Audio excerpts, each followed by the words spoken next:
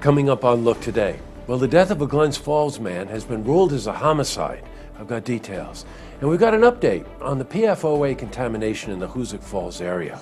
Plus, the Saratoga County Fire Department and hazmat teams conduct a drill in case of a chemical crisis. It's all ahead on Look Today.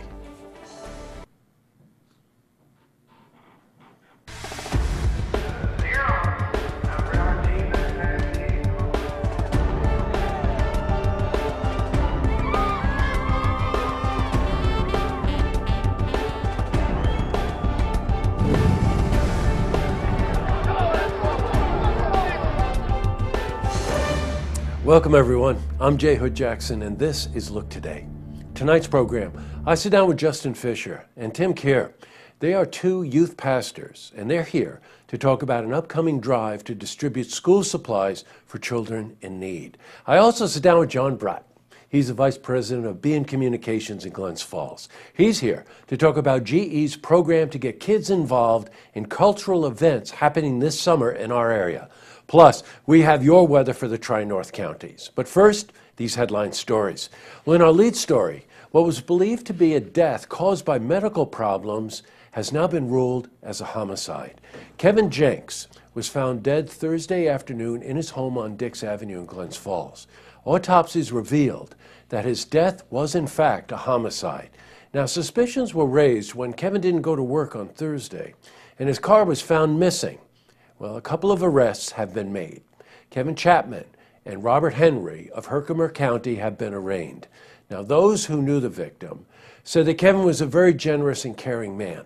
Now, we spoke to one of his neighbors, Jessica Nichols. I think it's unfortunate that something like this happens. This is, like I said, a small town, a nice area. I grew up here, and it's very unfortunate as to what's happening around here with killings and drugs, and you just never know what's going to happen next now. Now, a press conference on the incident is scheduled, but didn't take place by the time of this broadcast. So we'll have more information for you regarding this story when we gather more details. In other news, we have an update on a story we've been following. PFOA contamination is a serious issue for those who live in Hoosick Falls area. Now, some are concerned that if the area of contamination isn't contained, it could spread to further areas in the region where it may already exist. Well, U.S. Senator Gillibrand has called for thorough testing of those nearby communities. Now, right now, only those who are sick can qualify for free testing. The senator is pushing for monitoring of all those who are affected by the crisis. We're going to keep you updated on this as we get further developments. Well, switching from news to weather. That was some weekend we just went through. It felt like it was October. But today saw some cool winds with temperatures in the low 80s. So let's see how the week is shaping up. For a more detailed look at our weather, we're going to head to the Glens Falls Weather Center for a look at your first forecast.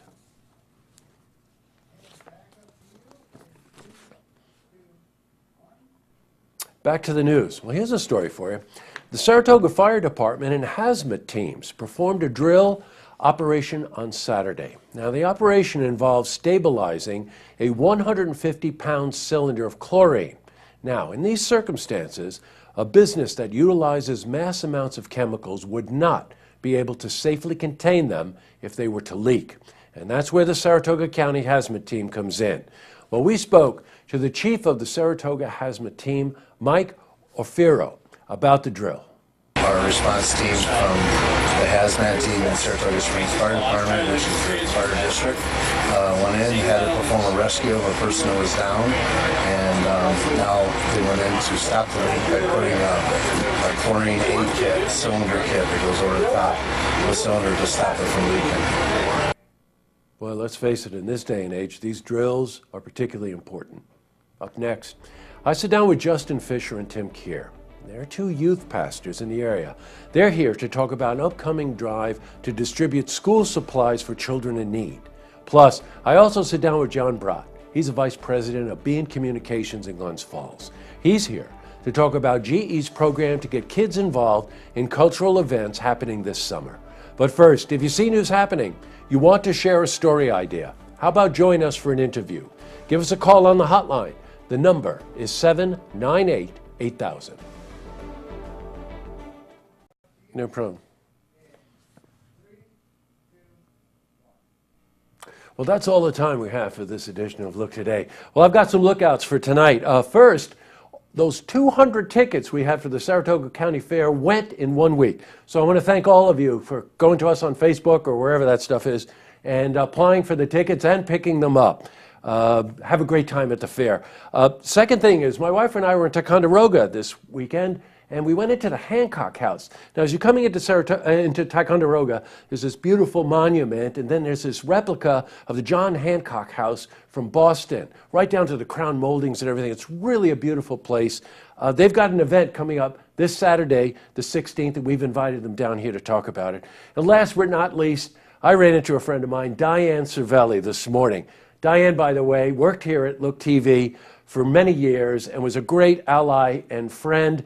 And lo and behold, I hear my voice this morning. I hear her calling my name this morning, and it's Diane and her husband. Now, Diane, you changed your hair again, which I'm not surprised, but it was great to see you and your husband.